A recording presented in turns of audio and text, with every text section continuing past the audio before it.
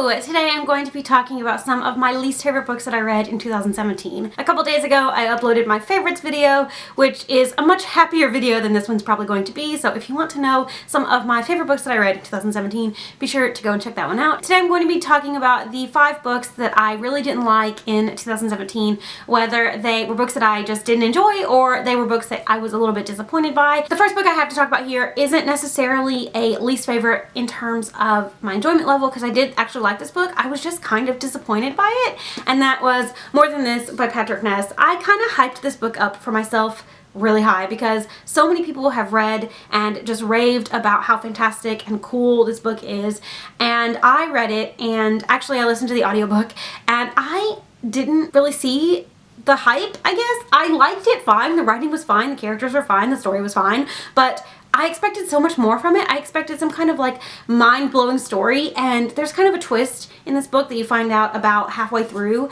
and I predicted it from the very beginning, and then I kind of predicted how the whole story would play out after that. And it's just not fun when you predict exactly how a story is going to play out and then that's exactly how it plays out. It's not an enjoyable reading experience. So while I did like this book for the most part, I just was kind of disappointed by it. Another disappointing read that I'm actually shocked I'm including on this list is Saint Anything by Sarah Dessen. Sarah Dessen is one of my absolute favorite all-time YA contemporary authors. I've basically read every book she's ever written, and for the most part I like them all. And I liked this one too. It was fine. The characters were fine. The story was fine. I just feel like this book, she was trying to do way too much. Essentially, this book is about a girl named Sydney whose brother has recently been sent to prison for a crime he committed. She's having to deal with that, her family's having to deal with that, but at the same time, she meets this new guy and she starts hanging out with him and his family has a myriad of problems, and there's just so much going on in this book, and I don't know, I was just kind of let down by how much she tried to tackle. I feel like this could have been 2 completely separate books and been way more effective. Each of them could have been developed a little bit more, and then it would have just been a way more enjoyable reading experience. I just feel like she was trying to do way too much in not a very big amount of time, and I just was really disappointed by this one. The next book that I have to talk about is a book that I guess I was disappointed by it. I expected a lot more from it, but essentially I just didn't really care for it, and that was The Age of Miracles by Karen Thompson Walker. This is a literary sci-fi dystopian book about a girl named Julia who is living her life. She's going to soccer practice, she has a great best friend, and then one day the earth starts slowing down, and so the earth is spinning at a slower rate and it's making the days longer and it's messing with the ecosystem, and birds are dying and there's a lot of stuff going on, and she's just trying to grow up and figure out her place in this new world, and her mom's kind of freaking out and her dad's doing some weird stuff, and there's just a lot happening in this book. I thought it was okay. It was fine.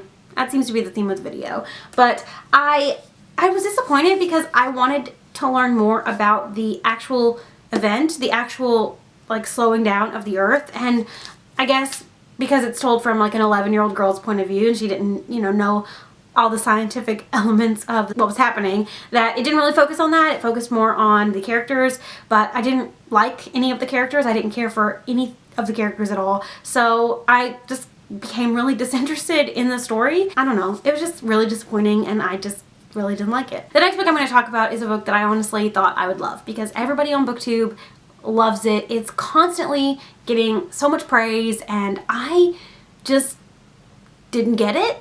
And that was The First 15 Lives of Harry August by Claire North. This is about a man named Harry August who, every time he dies, he relives his life over and over. He's born at the exact same time, he lives the exact same life, and he remembers all of his previous lives.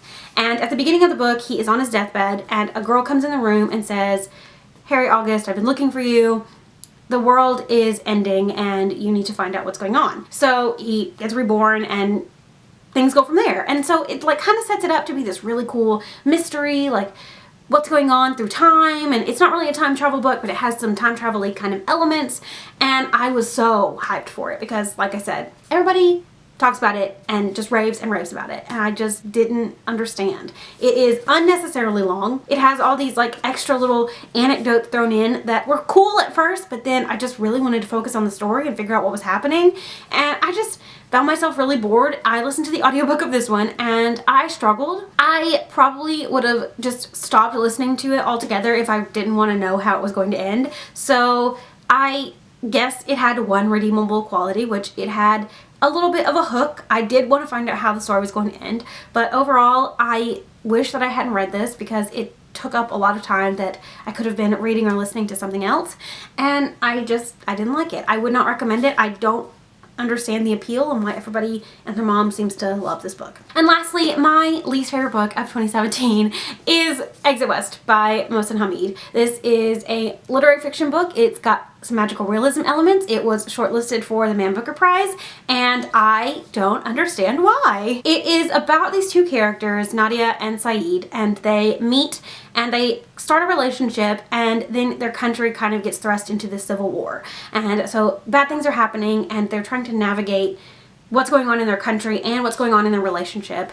And then they hear whispers of these magical doors that are popping up all over the world, and you can walk through them and come out in a totally different place. And so they eventually do go through one of these doors, and it is about their life as refugees in all these different places and still trying to navigate this relatively new relationship. The first half of the book was really fantastic. Honestly, if I was judging the book on the first half alone, 5 stars, because I really liked the setup of the story, and I liked learning about Nadia and Saeed, and I liked seeing their relationship. But once they went through the doors and they were somewhere else, I didn't really care about them. They both turned into characters that I didn't care for, and I just felt like it wasn't as strong. And I understand the message he's trying to get across, what life as a refugee is like, but I feel like it wasn't ever fully realized. I feel like he had 2 elements of a story and neither of them was really fully fleshed out, and so they kind of turned into this less than mediocre book. So those are some of my least favorite books that I read in 2017. For the most part, 2017 was a really fantastic reading year for me, and I didn't have a whole lot of books that I just absolutely didn't enjoy. But I did want to talk about some of my unpopular opinions because I'm all about that, honestly. If you've read any of the books that I mentioned in this video, let me know what you thought about them. Do you